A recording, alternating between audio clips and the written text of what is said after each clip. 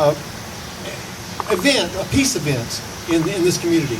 I don't know exactly how long it's been going, maybe 15, 20 years at least. And I'm so pleased that it still goes on. It's very important. This, of course, is the remembrance for the victims of Hiroshima and Nagasaki. But it's also a remembrance of everybody that has been affected by war in any way whatsoever. And it's a very somber occasion to reflect on that horrific episode. But we also have, we'll try to make the best of it here as well. But it is a very profound and somber thought, no doubt. Now, there's certain traditions we always do every year. And one of them is this peace crane over here. I love this. You know, this has been around since the beginning of time. But this is the first time I've ever seen it held up by human beings. I have to thank Steve and Hank and Michael over here for, we couldn't figure out how to get it to hold up on its own, so they're doing the job. Look at that. Live action from Hank. This was created by Joanne Kaminsky and her troops. Beautiful. And so, by the way, my name is Kelly Mulholland, and this is my wife, Donna. I'm the Vice President of the Omni Center for Peace, Justice, and Ecology. And another tradition is that we like to start this with a prayer. But this is going to be a little unconventional today. We're going to do a peace prayer that has become well known to this community for several reasons. In 1955, in Japan, a man named, and I'm sure I'll butcher this name, but Masahisa Goi wrote a poem that said, "May peace prevail on earth." Very simple poem. And this poem became a movement. And in Japan, this movement grew, and by 1976, it had become the Peace Prayer Society. And they took on a mission of making monuments with that poem, "May peace prevail on earth," on all four sides in different languages, all over the world. And so almost every single country in the world has one of these, at least one. There's over 200,000 of them in existence. I think there's 3 or 4 in Fayetteville, if I'm not mistaken. So this went on for a long time. And as you know, Hank Kaminsky built that beautiful peace fountain that is on the town center, the pride of Fayetteville. And when he was building that fountain, he gave Don and I a phone call one day and said, "You know, it'd be wonderful if you came over here and got inside this sphere and make music." Before they set it up. Before they actually closed it up, there was a little hatch in the bottom. And so we went in there and we took some instruments. In fact, I took this ruin, this Japanese instrument inside there, among others. And together we wrote this chant. And it has the words, "May peace prevail on earth." And it's very simple. We've sung it before at various Omni events, and we want you to help us sing it. By the way, I got some great trivia here just today from Hank, that apparently, you know, the Peace Fountain and this beautiful Fulbright fountain, there's a relationship that I had never noticed before. That this is the male aspect of peace. And Hank took care of the female aspect of peace, apparently, from what I hear. Isn't that nice? I like that. So what we're going to do is Donna's going to play the bells, and I'm going to play the ruin, and we're going to see if we can get you to sing. And this is We'll do it a couple times first so you can kind of memorize all these words. And by the way, if you feel like harmonizing or experimenting or anything goes, okay? Anything goes. Just make a beautiful sound.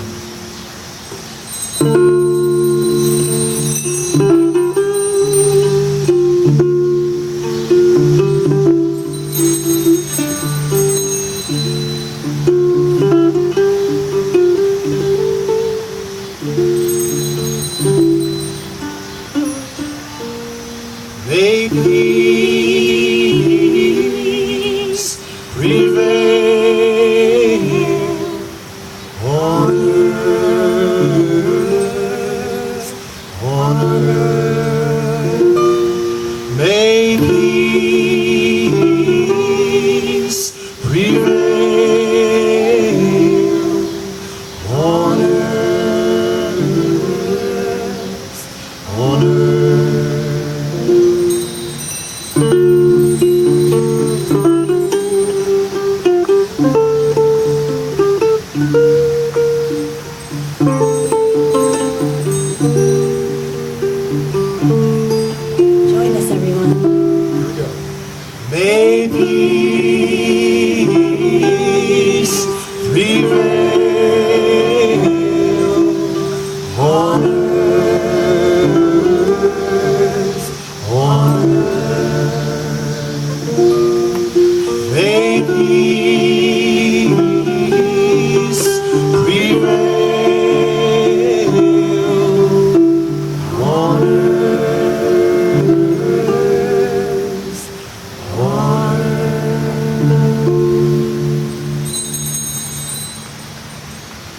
nice. Thank you.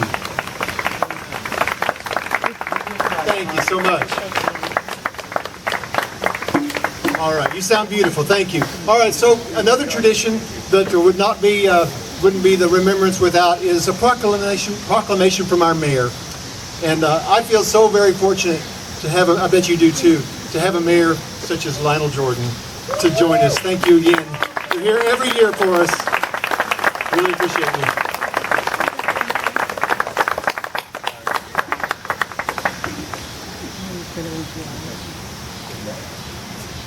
Probably not. Good evening, everyone.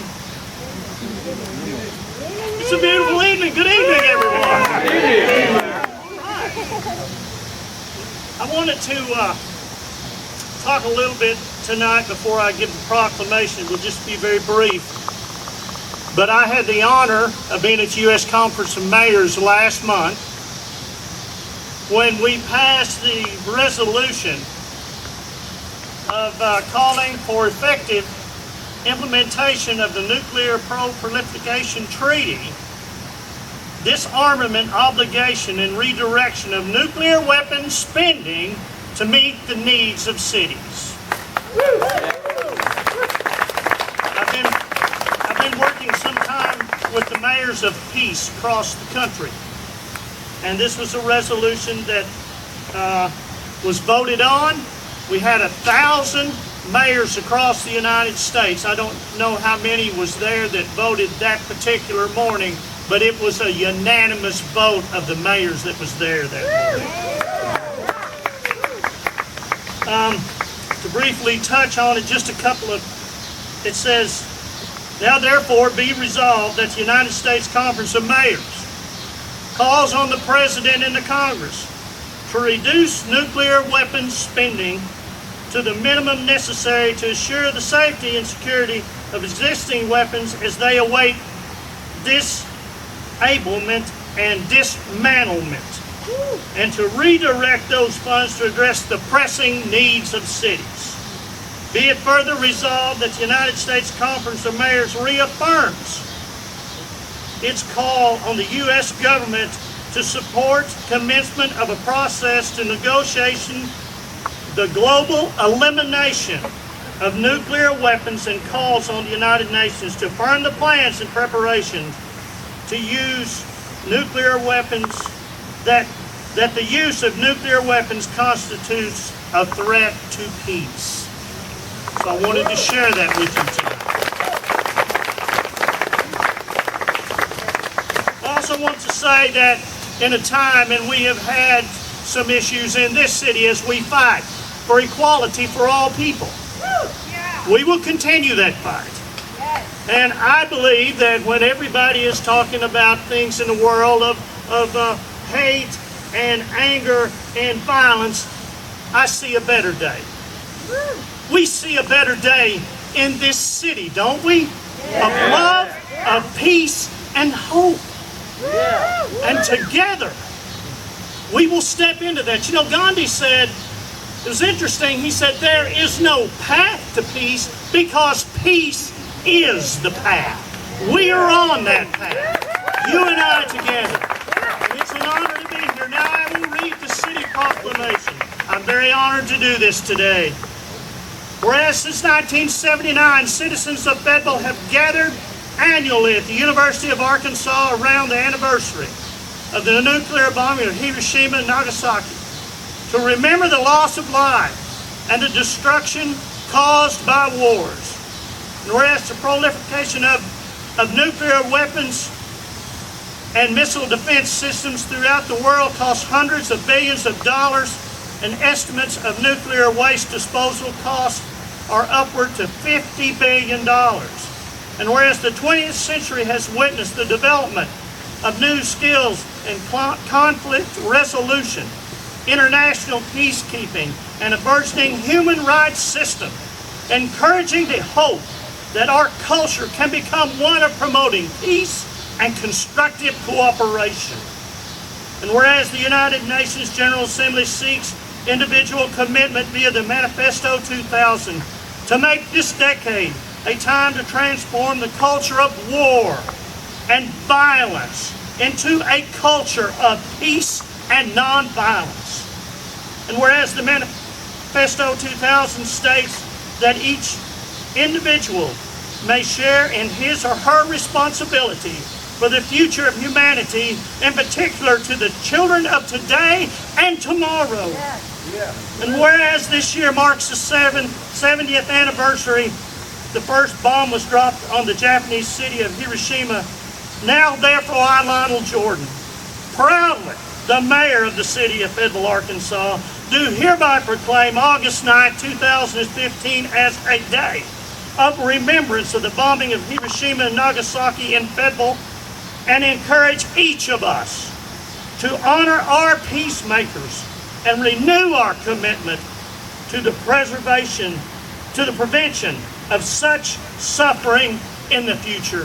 Thank you all. Let's just stay on that road and that path of peace.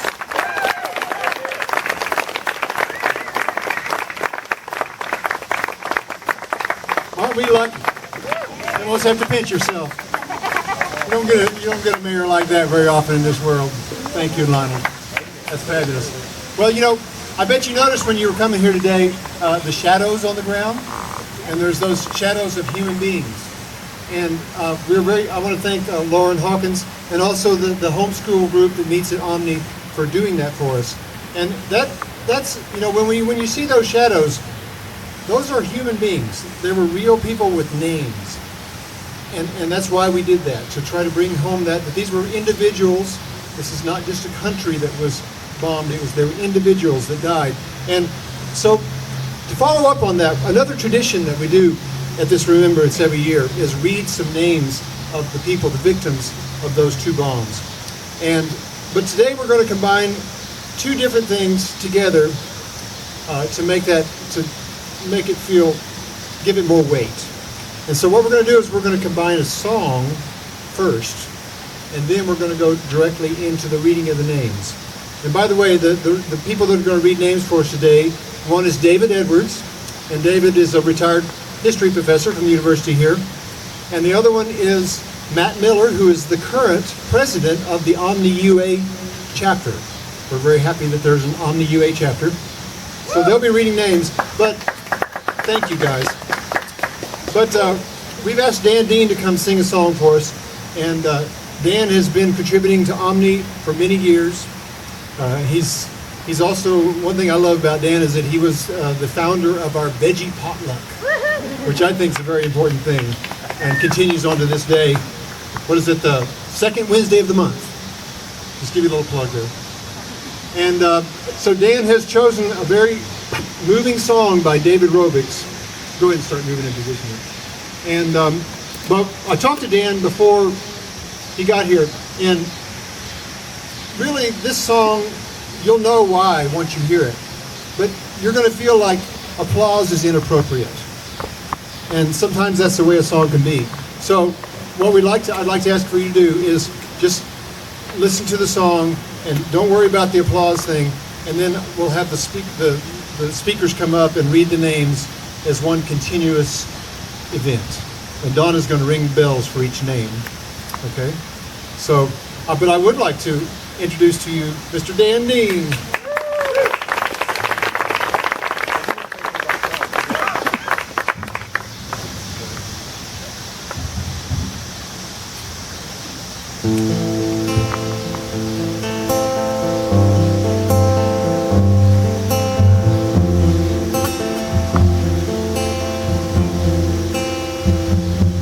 10,000 children played in the playground, swinging on swings.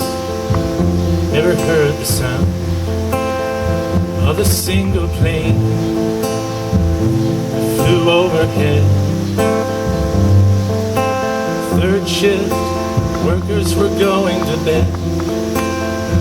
Was a flash of light and a rumbling noise.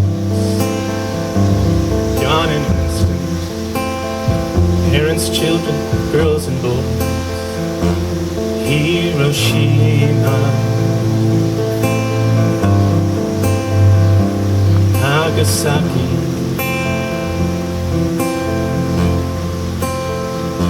Hiroshima, Nagasaki. 10,000 mothers boiling rice. 100 prisoners of war were rolling their dice, hoping they'd survive this terrible storm. Each young man in his uniform vanished in the air, blink of an eye. One moment they lived, next they all died. Hiroshima, Nagasaki. Hiroshima, Nagasaki. 100,000 people living their lives. Grandparents, children, husbands and wives. Now they're just shadows on the street. One quick burst of incredible heat. Listen to them talk about doing it again. Whence came the souls of such powerful men? Hiroshima, Nagasaki. Hiroshima, Nagasaki.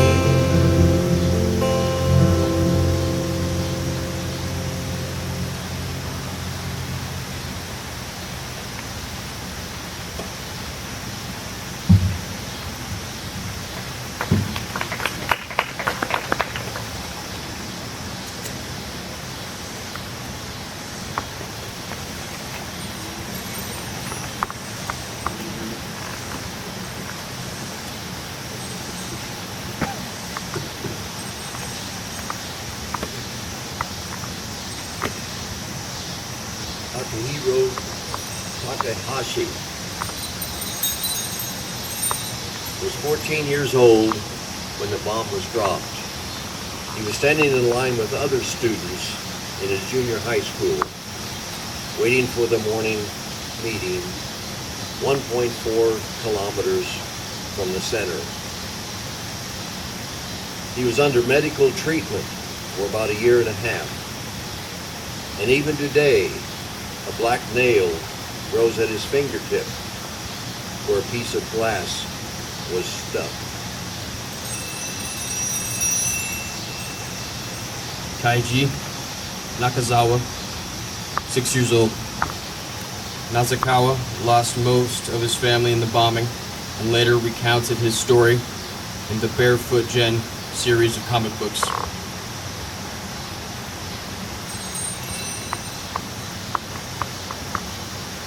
Yasuyo Tanaka and Kaimi Oka, 9 and 10 years old. Tanaka and Oka were the only survivors among 20 children housed at a Catholic orphanage in Nagasaki. Saki Shimohira, 10 years old.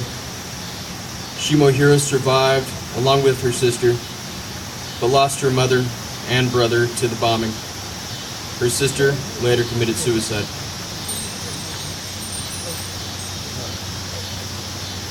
Kyokyo Imori, 11 years old, and her friend were the only survivors out of 620 students attending a Hiroshima school, although her friend died a week later from radiation poisoning. Katsui Yoshida, 13 years old. Yoshida incurred several injuries in the blast, including the right side of his face, which was disfigured by a severe burn. Tsunao Tsuboi, 20 years old. At the time of the bombing, Tsuboi majored in science at a Hiroshima university. Shuntaro Hida, 28 years old, military doctor who treated Hiroshima survivors after the bombing. Satoru Fukuhori, 11 years old, orphan.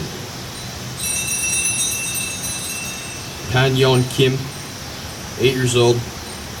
Prior to the bombing, her family immigrated to Japan from Korea to escape starvation. Senji Yamaguchi, 14 years old. During his lengthy hospitalization, Yamaguchi started a survivors group to petition the Japanese government to provide medical care to victims of the bombing.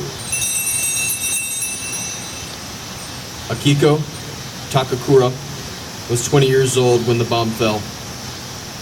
She was in the bank of Hiroshima, 300 meters away from the hypocenter. Ms. Takakura miraculously escaped death despite over 100 lacerated wounds on her back. She is one of the few survivors who was within 300 meters of the hypocenter.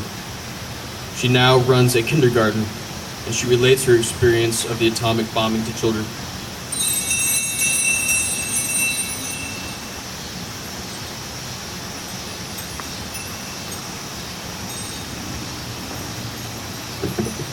Thank you, David. Thank you, Matt, Donna, and Dan Dean. By the way, we'll have another song from Dan Dean, so don't worry. We're going to finish off with that. So, one thing I would like to mention, real exciting for the Omni Center here in Fayetteville, is that we just this year we have a new position, and we have a membership coordinator, Deborah Bird. Could you stand up? So she's new to our community, kind of, and wanted everybody to know who Deborah was. And she's going to be over at the table after the event. And I really want to stress, there's nothing more important than staying connected with all of you. And so what we'd like, if you need to renew your membership, this is an excellent time to do it tonight after this event. She'll be at the table and she can help you.